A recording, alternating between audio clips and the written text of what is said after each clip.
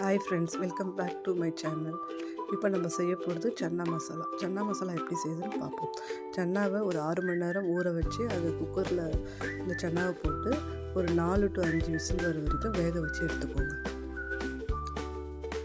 அதுக்கப்புறம் ஒரு பாத்திரத்தில் எண்ணெய் ஊற்றி ஆனியன் போட்டு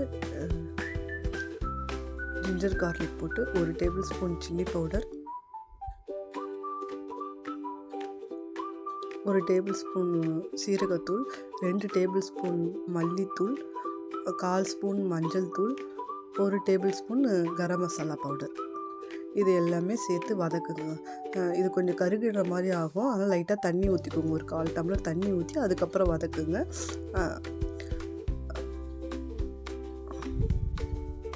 வதக்கிட்டு அதுக்கப்புறம் 2 தக்காளி எடுத்து அதையும் இதில் போட்டுக்கோங்க. போட்டுட்டு மூடி போட்டு சிம்மிலே ஒரு 5 மினிட்ஸ் வேக வைங்க. வேக வச்சோடனே இதை ஒரு பிளேட்டில் ட்ரான்ஸ்ஃபர் பண்ணிவிட்டு நல்லா ஆற வச்சு மிக்ஸி ஜாரில் அரைச்சி எடுத்து வச்சுக்கோங்க.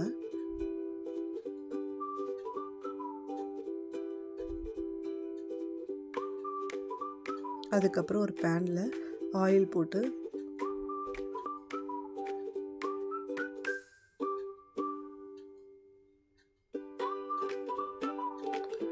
ஏலக்காய், கிராம்பு, பட்டை, பச்சை மிளகாய், லீஃபு, 1/2 ஸ்பூன் ஜீரகம், அதுக்கப்புறம் அரைச்சி வச்சுருந்த மசாலா இருக்குல்ல அதையும் இதில் போட்டு நல்லா வதக்குங்க. சிம்மிலே மூடி போட்டு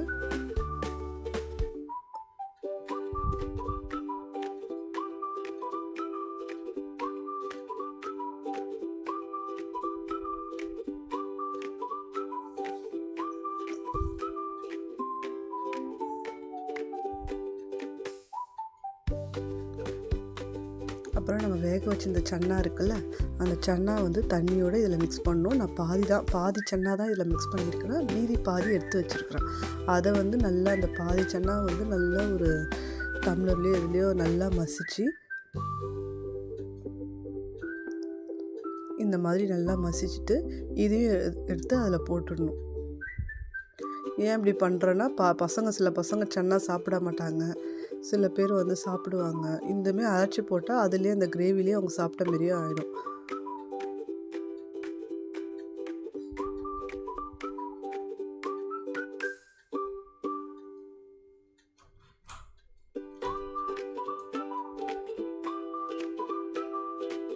இதை மூடி போட்டு சிம்மிலே அப்படியே விட்டுருங்க. எண்ணெய் பிரிஞ்சு வரணும். இந்த இடத்துல உப்பு இல்லைன்னா உப்பு சேர்த்துக்கோங்க, ஆயில் கொஞ்சம் சேர்த்துக்கோங்க.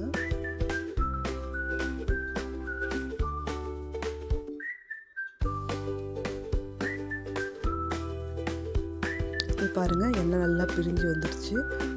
இப்போ மல்லி கருவேப்பிலை போட்டு கேஸ் ஆஃப் பண்ணிட வேண்டியதான். லாஸ்ட்டாக 1 டேபிள் ஸ்பூன் பட்டர் போட்டுக்கோங்க. இது ஆப்ஷனல் தான்.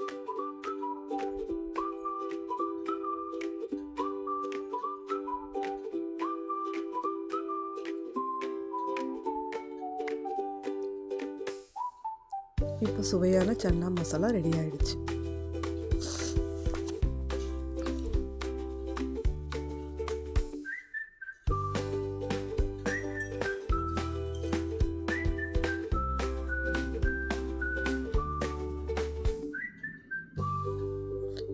இந்த சன்னா மோஸ்ட்லி சப்பாத்திக்கு சூப்பராக இருக்கும். இப்போ சப்பாத்தியும் ரெடி ஆகிட்டு இருக்கு.